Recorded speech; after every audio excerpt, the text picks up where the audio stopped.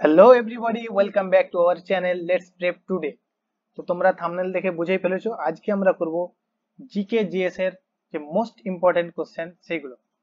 তো আমরা GK GS এর যে মোস্ট ইম্পর্টেন্ট কোশ্চেন সেগুলো আমরা কিন্তু আজকে আলোচনা করব। তো আমাদের প্রথম যে কোশ্চেন আছে, দেখো, India is located in which part of Asia. তো ইন্ডিয়া এশিয়ার কোন পার্টে অবস্থিত?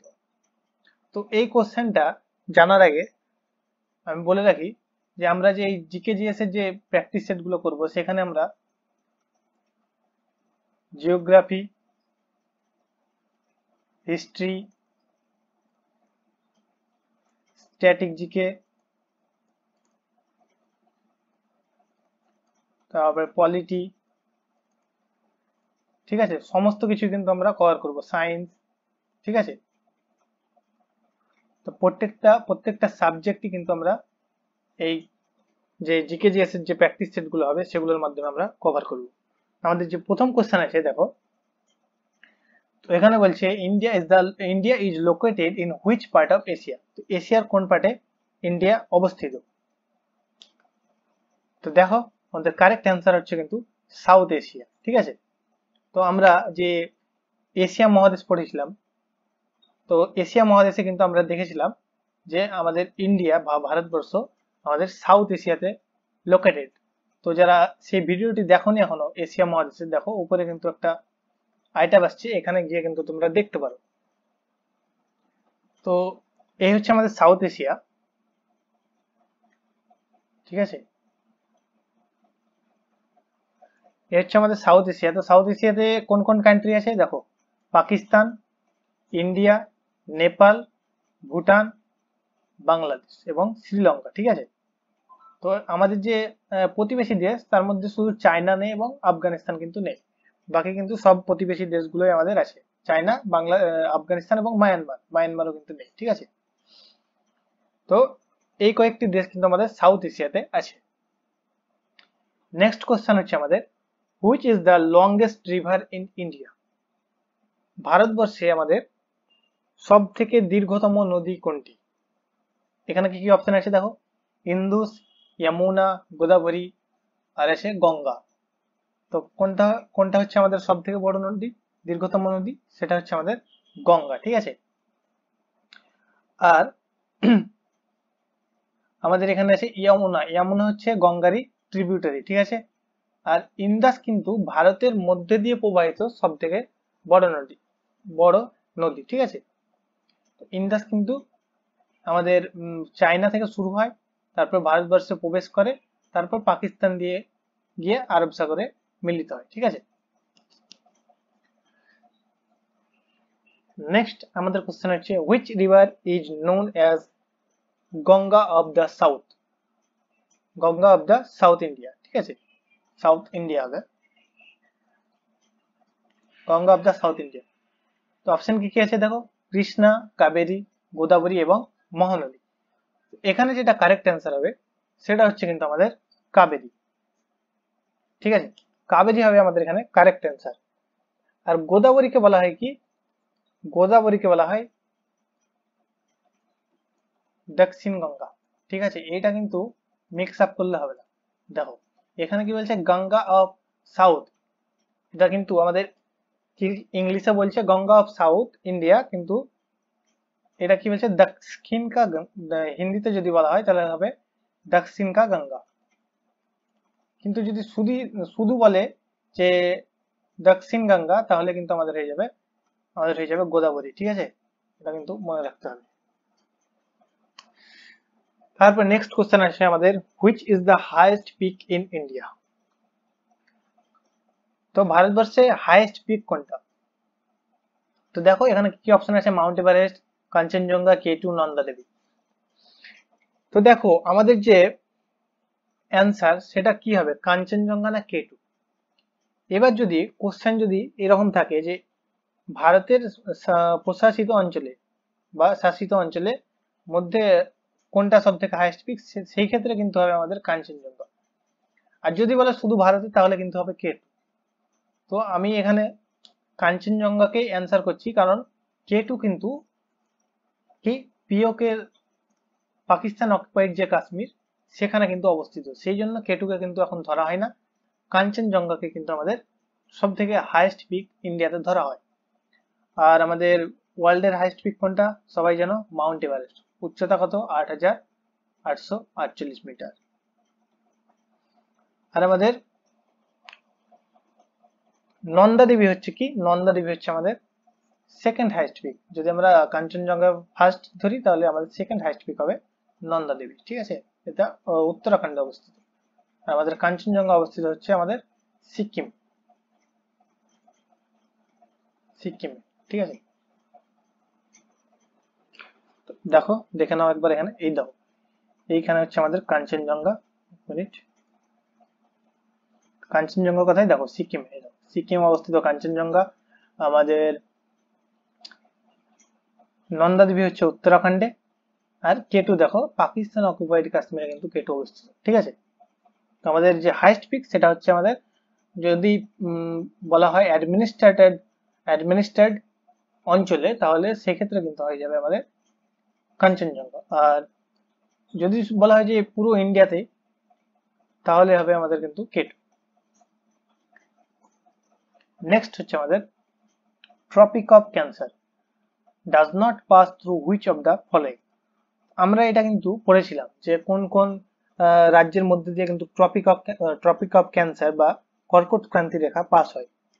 তো দেখো এখানে কারেক্ট অ্যান্সার হবে কি, ওড়িশা, ঠিক আছে। ওড়িশার মধ্যে দিয়ে কিন্তু পাস হয় না। দেখো আমরা দেখেছিলাম কোন কোন রাজ্যের মধ্যে দিয়ে পাস হয়। তো দেখো এখানে হচ্ছে আমাদের গুজরাট, গুজরাটের মধ্যে দিয়ে যাচ্ছে প্রথমে, তারপরে রাজস্থান, দেখো রাজস্থানে একটু অংশের মধ্যে দিয়ে যাচ্ছে, তারপরে হচ্ছে আমাদের মধ্যপ্রদেশ, আর তারপরে হচ্ছে আমাদের ছত্তিশগড়, ঝাড়খণ্ড, ওয়েস্ট বেঙ্গল, আর ত্রিপুরা এবং মিজোরাম। তো এটা হচ্ছে একটা imaginary line, Tropic of Cancer. এটা অ্যাকচুয়ালি কিন্তু কোনো লাইন নয়, কিন্তু এটা কোন কোন রাজ্যের মধ্যে দিয়ে পাস করে, গুজরাট, রাজস্থান, মধ্যপ্রদেশ, ছত্তিশগড়, ঝাড়খণ্ড, ওয়েস্ট বেঙ্গল, ত্রিপুরা এবং মিজোরাম। তাহলে এখানে আমাদের কারেক্ট অ্যান্সার কি হবে, ওড়িশা। ওড়িশার মধ্যে দিয়ে পাস করে না, মিজোরামের মধ্যে পাস করে, ত্রিপুরার মধ্যেও করে এবং মধ্যপ্রদেশের মধ্যে দিয়েও করে, ঠিক আছে। নেক্সট আমাদের যে কোশ্চেন হচ্ছে সেটা হচ্ছে which is the largest fresh water lake in India. Chilika lake, Sambhar lake, Wular lake, Lake Superior. তো এখানে কারেক্ট অ্যান্সার কি হবে, এখানে কারেক্ট অ্যান্সার হবে আমাদের উলার লেক। উলার লেক হচ্ছে কিন্তু লার্জেস্ট আমাদের ফ্রেশ ওয়াটার লেক ইন্ডিয়াতে। লার্জেস্ট ফ্রেশ ওয়াটার লেক হচ্ছে আমাদের ইন্ডিয়াতে, ঠিক আছে। আর চিলিকা লেক হচ্ছে লার্জেস্ট ব্র্যাকিশ ওয়াটার লেক ইন্ডিয়াতে।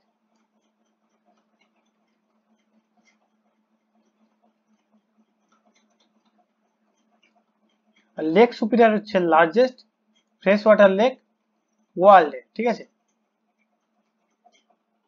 ওয়ার্ল্ডে হচ্ছে আমাদের লেক সুপিরিয়র।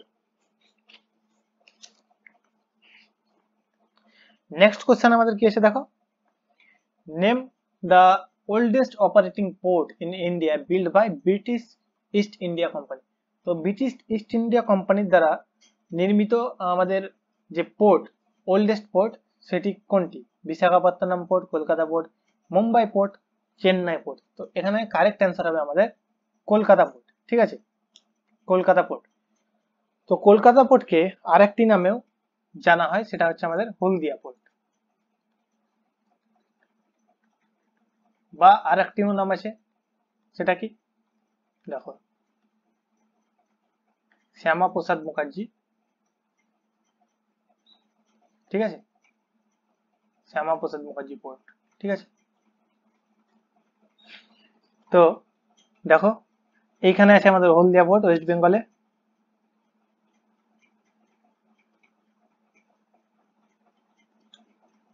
দেখো ওয়েস্ট বেঙ্গলে আমাদের হলদিয়া পোর্ট, এই দেখো বিশাখাপত্তনম পোর্ট এখানে। আর কি ছিল আমাদের দেখো, আর ছিল আমাদের মুম্বাই পোর্ট, চেন্নাই পোর্ট। দেখো চেন্নাই পোর্ট তো বুঝতেই পারছো চেন্নাই হবে, মুম্বাই পোর্ট হবে মুম্বাই, ঠিক আছে, মুম্বাই পোর্ট হবে মুম্বাই। এটা হচ্ছে Jawaharlal Nehru port trust. Next আমরা যদি চলে যাই, largest fresh water lake in the north east India is located in which state? তো লার্জেস্ট ফ্রেশ ওয়াটার লেক, এই লেকটি কিন্তু খুবই ইম্পর্টেন্ট। কেন বলছি দেখো, এখানে কারেক্ট অ্যান্সার হবে কিন্তু মণিপুর। তো এই লেকটির নাম হচ্ছে আমাদের লোকটাক লেক। ঠিক আছে, এই লেকের উপরেই একটি ন্যাশনাল পার্ক অবস্থিত।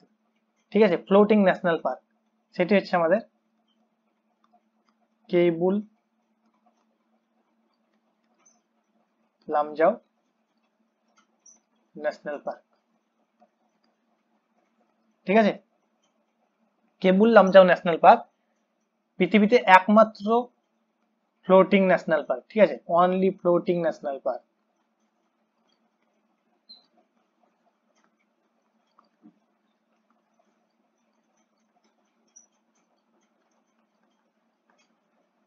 In the world. ঠিক আছে, এটি হচ্ছে একমাত্র ফ্লোটিং ন্যাশনাল পার্ক যেটা আমাদের লোকটাক লেকের উপর অবস্থিত। কোথায় অবস্থিত লোকটাক লেক? লোকটাক লেক অবস্থিত হচ্ছে আমাদের মণিপুরে। আর এটাই হচ্ছে আমাদের নর্থ ইস্ট ইন্ডিয়ার কিন্তু কি largest fresh water lake. Next হচ্ছে আমাদের which river is known as the sorrow of Bengal? তো সরো অফ বেঙ্গল বলা হয় দামোদর নদীকে। ঠিক আছে, দামোদর নদীকে বলা হয় সরো অফ বেঙ্গল। এবং কোসি রিভার, যেটা কোসি রিভারকে বলা হয় বিহারের কিন্তু সরো অফ বিহার। কি বলা হয়? দেখো, sorrow of Bihar. Sorrow of Bihar কাকে বলা হয় তাহলে? কোসি নদীকে। ঠিক আছে, সরো অফ বেঙ্গল হচ্ছে আমাদের দামোদর রিভার। নেক্সট আমাদের কোশ্চেন হচ্ছে which river flows between Vindhya range and Satpura range? তো বিন্ধ্য রেঞ্জ এবং সাতপুরা রেঞ্জের মধ্যে দিয়ে কোন নদী প্রবাহিত হয়? দেখো, এখানে কারেক্ট অ্যান্সার হয়ে যাবে আমাদের নর্মদা। আর আমাদের সাতপুরা রেঞ্জের দেখো, বিন্ধ্য রেঞ্জ আর এর নিচে থাকে সাতপুরা রেঞ্জ, আর এর মাঝেই প্রবাহিত হয় কি আমাদের নর্মদা নদী। ঠিক আছে, নর্মদা নদী কিন্তু আমাদের প্রবাহিত হয়। আর এর নিচে প্রবাহিত হয়, সাতপুরা রেঞ্জের নিচে আমাদের তাপি নদী। আর লুনি নদী এমন একটি নদী যেটি কি হয়, যেটি দেখো ইনল্যান্ডে শুরু হয় আবার ল্যান্ডে কিন্তু শেষ হয়। এটা কিন্তু কোনো সমুদ্রতে গিয়ে মিশে না, এটা ল্যান্ডেই শুরু হয় এবং ল্যান্ডেই শেষ হয়ে যায়। ঠিক আছে, এটি কোথায় অবস্থিত? এটি অবস্থিত আমাদের রাজস্থানে। Sattriya a classical dance performed in, এটা কোন স্টেটে পারফর্ম করা হয়? সত্রিয়া ড্যান্স। দেখো, এখানে কারেক্ট অ্যান্সার হবে কিন্তু আমাদের আসাম। আসাম। ঠিক আছে, এখানে ভুল অ্যান্সার দেওয়া আছে, উড়িষ্যা হবে না, উড়িষ্যা হবে না, এখানে হবে আসাম। উড়িষ্যাতে কোন ডান্স পারফর্ম করা হয় তোমরা জানো? কোন ক্লাসিক্যাল ডান্স? ছৌ। আর আমাদের মণিপুরে করা হয় মণিপুরি। মণিপুরে করা হয় মণিপুরি। ঠিক আছে, নেক্সট আমাদের কি কোশ্চেন আছে দেখো, which lake is called lake of flowers? তো লেক অফ ফ্লাওয়ার্স কাকে বলা হয়? তো লেক অফ ফ্লাওয়ার্স বলা হয় আমাদের ডাল লেককে। ঠিক আছে, ডাল লেক। নেক্সট অ্যান্সার হচ্ছে কোশ্চেন হচ্ছে আমাদের which state has most number of national park? কোন রাজ্যে সব থেকে বেশি ন্যাশনাল পার্ক আছে? তো কোন রাজ্যে অ্যান্সার হবে? কারেক্ট অ্যান্সার হবে এখানে আমাদের, সরি এখানে অ্যান্সারটা দেওয়া নেই, এখানে হবে মধ্যপ্রদেশ। কারেক্ট অ্যান্সার হয়ে যাবে আমাদের মধ্যপ্রদেশ। মধ্যপ্রদেশে 11টি কিন্তু ন্যাশনাল পার্ক আছে। ঠিক আছে, which is the largest national park in India? তো লার্জেস্ট ন্যাশনাল পার্ক যদি বলা হয় তাহলে আমাদের হয়ে যাচ্ছে হেমিস ন্যাশনাল পার্ক। কোথায় অবস্থিত? লাদাখ। লাদাখে অবস্থিত আমাদের হেমিস ন্যাশনাল পার্ক। আর কেবুল লামজাও ন্যাশনাল পার্ক কোথায়? এক্ষুনি দেখলাম আমরা, কেবুল লামজাও ন্যাশনাল পার্ক অবস্থিত মণিপুরে। মণিপুর কোথায়? লোকটাক লেকের ওপর, লোকটাক লেক।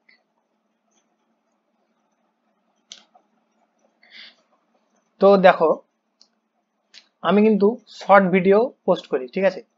তো শর্ট ভিডিওতে দেখবা অনেকগুলো, কিন্তু শর্ট ভিডিও থেকে কিন্তু অনেকগুলো ইম্পর্টেন্ট কোশ্চেন কিন্তু পেয়ে যাবে। যেমন এই Loktak lake, cable Lamjao national park মণিপুরে, এটা সম্বন্ধে কিন্তু আমি একটা শর্ট ভিডিও বানিয়েছি।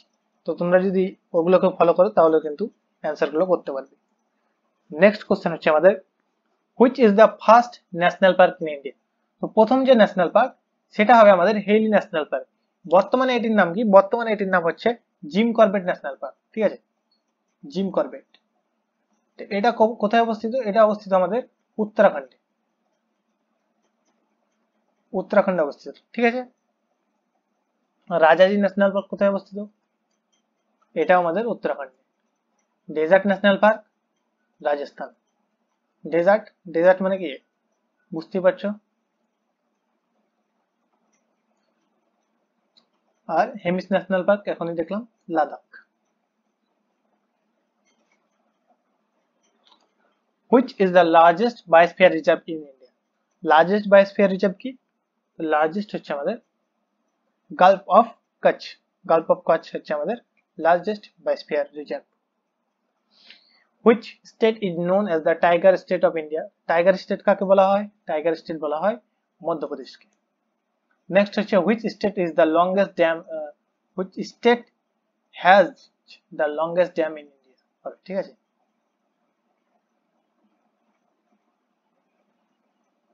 সরি, এখানে কোশ্চেনটা বলেছে which is the longest dam in India, ঠিক আছে? which is the longest dam in India।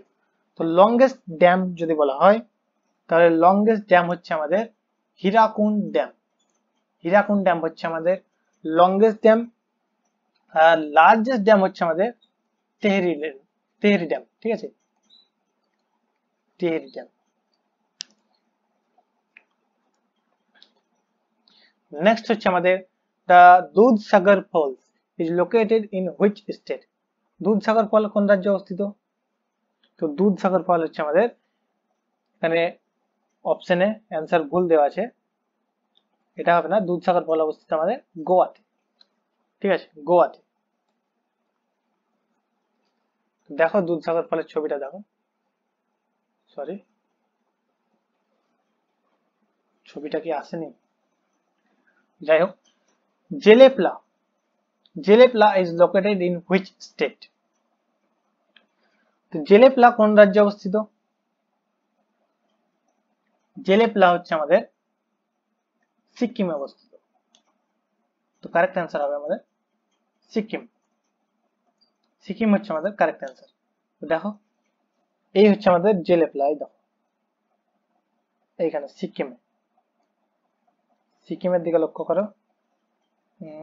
এই এখানে দেখো দুটো আমাদের পাস আছে, মাউন্টেন পাস, নাথুলা এবং জেলেপলা।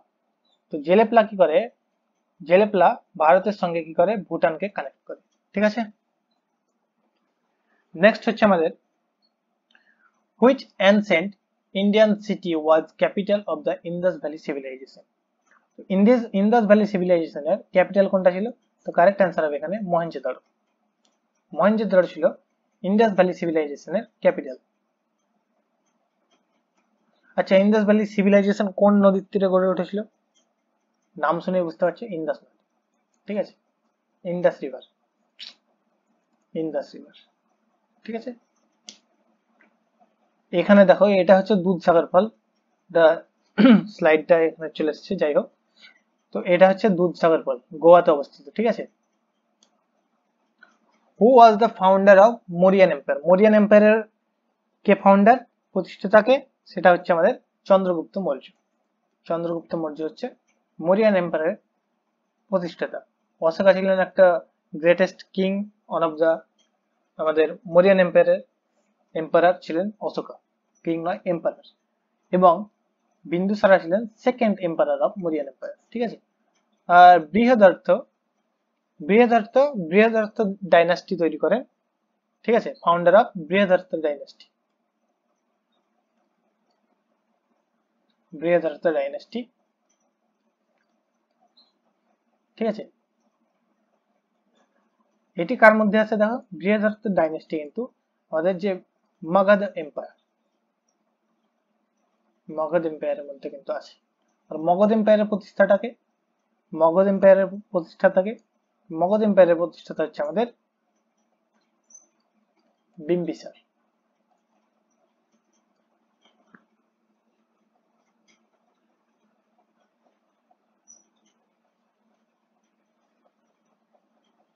নেক্সট আমাদের কোশ্চেন হচ্ছে the Vijayanagara empire was founded by which brothers, which two brothers, ঠিক আছে। তো এখানে কারেক্ট অ্যান্সার হবে আমাদের হরিহরা এবং বুক্কা, এবং হরিহরা এবং বুক্কা সাঙ্গামা ডাইনেস্টির ফাউন্ডার, যেটা কিন্তু আমাদের বিজয়নগর এম্পায়ারের মধ্যে পড়ে, সাঙ্গামা ডাইনেস্টি। নেক্সট হচ্ছে আমাদের who was the Mughal empire who built the Taj Mahal. এটা একটা ইজি কোশ্চেন চলে এসেছে, সবাই জানো, শাহজাহান। নেক্সট হচ্ছে আমাদের the doctrine of ahimsa was popularised by which Indian philosopher. এখানে কারেক্ট অ্যান্সার হবে আমাদের মহাবীর, ঠিক আছে। The third battle of Panipat was fought between which two armies. তো আমরা সকলেই জানি যে পানিপথের কিন্তু তিনটে কিন্তু ব্যাটেল হয়েছিল। তো যে থার্ড ব্যাটেল অফ পানিপথ সেটা কাদের মধ্যে লড়া হয় সেটা দেখছি, তার আগে দেখো আমাদের যে ফার্স্ট ব্যাটেল হয়, দেখো ফার্স্ট ব্যাটেল কত সালে হয়, ফার্স্ট ব্যাটেল হয় 1526 সালে। এটা কাদের মধ্যে হয়েছিল, এটা হয়েছিল আমাদের দেখো মুঘল এম্পায়ার বাবর এবং দিল্লি সালতানাতের ইব্রাহিম লোদির সঙ্গে, ঠিক আছে।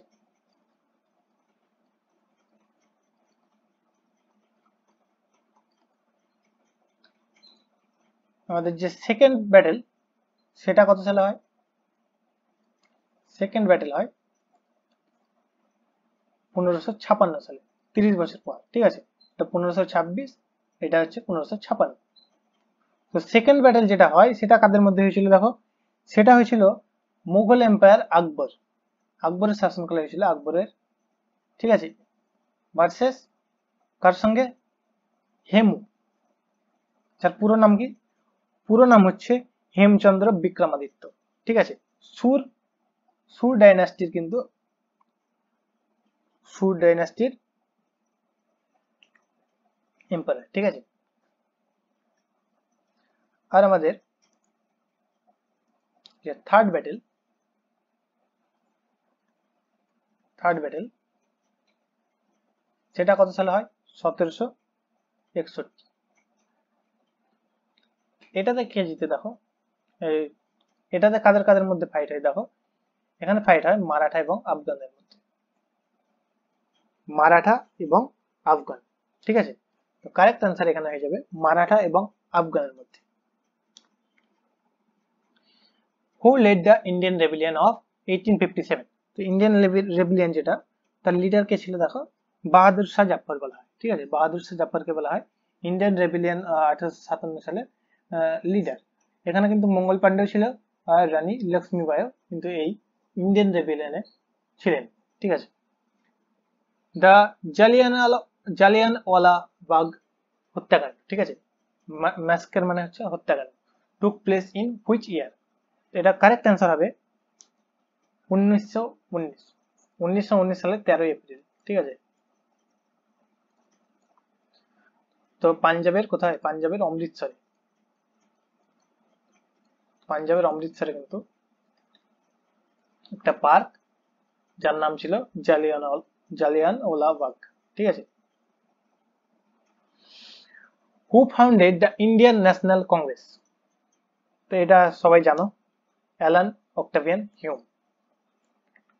Who was the first governor general of independent India, independent ইন্ডিয়াতে তো যে গভর্নর জেনারেল ছিলেন তিনি কে ছিলেন? তিনি ছিলেন আমাদের লর্ড মাউন্টব্যাটেন, লর্ড মাউন্টব্যাটেন, ঠিক আছে।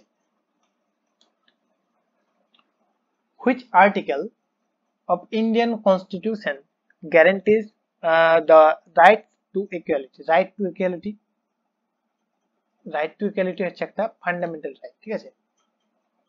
রাইট টু ইকুয়ালিটি একটা ফান্ডামেন্টাল রাইট। আচ্ছা, ফান্ডামেন্টাল রাইটের যে আমাদের আর্টিকেল সেটা কত থেকে কত? 12 থেকে 35, ঠিক আছে। আর আমাদের রাইট টু ইকুয়ালিটি কোথায় আছে? 14 নম্বরে, ঠিক আছে। আর্টিকেল 18 এ কি আছে? আর্টিকেল 18 এ আছে আমাদের অ্যাবলিশন অফ টাইটেল।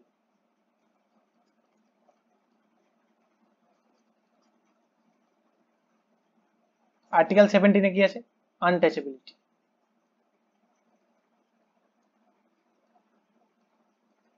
আনটাচেবিলিটি, ঠিক আছে। তো আমাদের এখানে কারেক্ট অ্যান্সার হয়ে যাবে আর্টিকেল 14, ঠিক আছে। আর্টিকেল 14 হয়ে যাবে আমাদের কারেক্ট অ্যান্সার। নেক্সট আমাদের হচ্ছে who is the x officio chairman of Rajya Sabha. তোমাদের রাজ্যসভার এক্স অফিসিও চেয়ারম্যান কে? এখানে কারেক্ট অ্যান্সার হয়ে যাবে আমাদের ভাইস প্রেসিডেন্ট। ভাইস প্রেসিডেন্ট হচ্ছে আমাদের এক্স অফিসিও চেয়ারম্যান রাজ্যসভা, ঠিক আছে। তো যে ভাইস প্রেসিডেন্ট হবে সে কিন্তু ডিরেক্টলি এক্স অফিসিও চেয়ারম্যান হয়ে যাবে রাজ্যসভা, ঠিক আছে। Which of the following is not fundamental duty under Article 51A? তো আমাদের ফান্ডামেন্টাল ডিউটি সেটা দেখো কত নম্বর আর্টিকেলে আছে? এটা আছে একটা আমাদের 51A আর্টিকেলে, কিন্তু আমাদের সমস্ত ফান্ডামেন্টাল ডিউটি গুলো আছে 51A। এটা পার্ট 4A। কত নম্বর পার্ট যদি বলা হয় তাহলে হচ্ছে পার্ট 4A, ঠিক আছে, পার্ট 4A। এবার কি বলছে দেখো, এখানে বলছে কোনটি কিন্তু আমাদের ফান্ডামেন্টাল ডিউটির আন্ডারে কিন্তু নেই। দেখো তো এখানে হবে টু পে ট্যাক্সেস, ঠিক আছে। কারেক্ট অ্যান্সার হচ্ছে to pay taxes. To abide by the constitution, এটা একটা fundamental duty. To protect the environment, এটাও একটা fundamental duty. To promote international peace, এটাও একটা ফান্ডামেন্টাল ডিউটি, ঠিক আছে, মৌলিক কর্তব্য, বাংলায় বলা হয় মৌলিক কর্তব্য। The Indian Constitution is divided into how many schedules?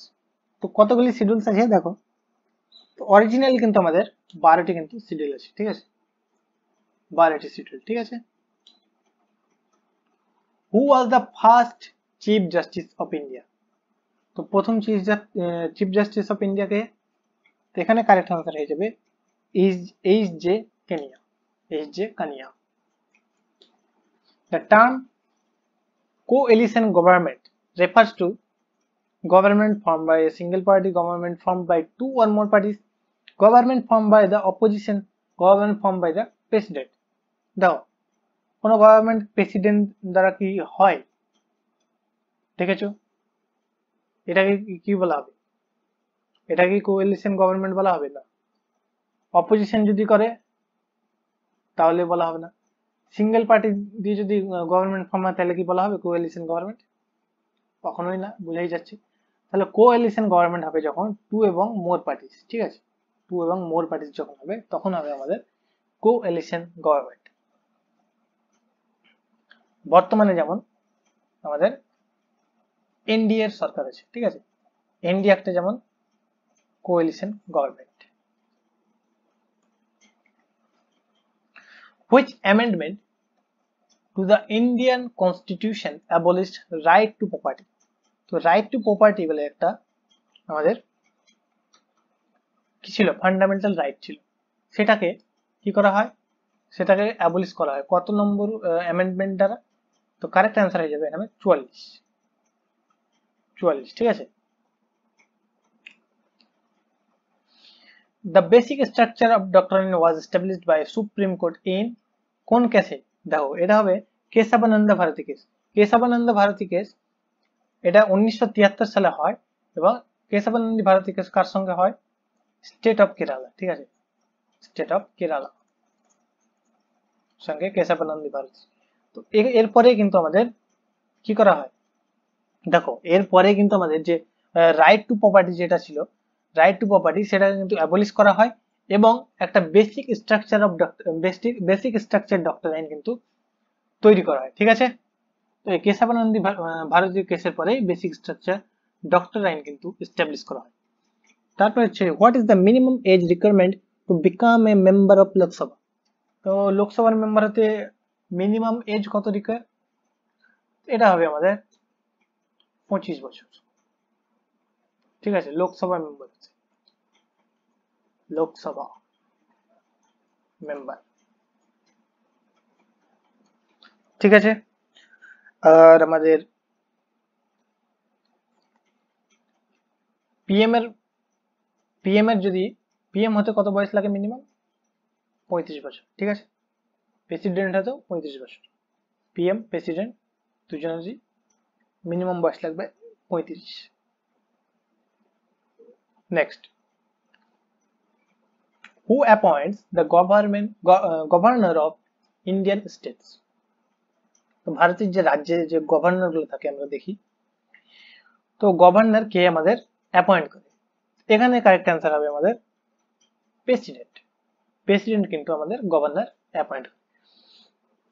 তো রিসেন্টলি আমি একটা ভিডিও পোস্ট করেছি যেখানে কিন্তু আমি সমস্ত রাজ্যের কি করেছি, সিএম এবং গভর্নর, ঠিক আছে, সিএম এবং গভর্নর কিন্তু একটা একটা করে আলোচনা করেছি প্রত্যেকটা রাজ্যে। ঠিক আছে, ছবির মাধ্যমে আবার। ঠিক আছে, প্রত্যেকটা রাজ্যের সিএম এবং গভর্নর এবং তাদের ছবির মাধ্যমে কিন্তু আমরা দেখেছি। তো রিসেন্টলি হরিয়ানা এবং মহারাষ্ট্রতে ইলেকশন আছে, আজকে তো হরিয়ানাতে চলছে, আজকে 5 তারিখ। তো তোমরা যে নতুন যে সিএম হবে সেটা কিন্তু চেঞ্জ করে নেবে, ঠিক আছে, আপডেট করে নেবে। আর আজকের আমাদের ক্লাস এই পর্যন্তই। যদি ভালো লেগে থাকে অবশ্যই লাইক করো, কমেন্ট করো, শেয়ার করো এবং সাবস্ক্রাইব তো করতে অবশ্যই ভুলবে না। ঠিক আছে, তো আমাদের আজকে কিন্তু সায়েন্সের কোশ্চেন হলো না, তো নেক্সট যেদিন আমরা জিকে জিএস এর প্র্যাকটিস সেট করবো সেদিন কিন্তু সায়েন্সেরও কোশ্চেন থাকবে। Thank you for watching.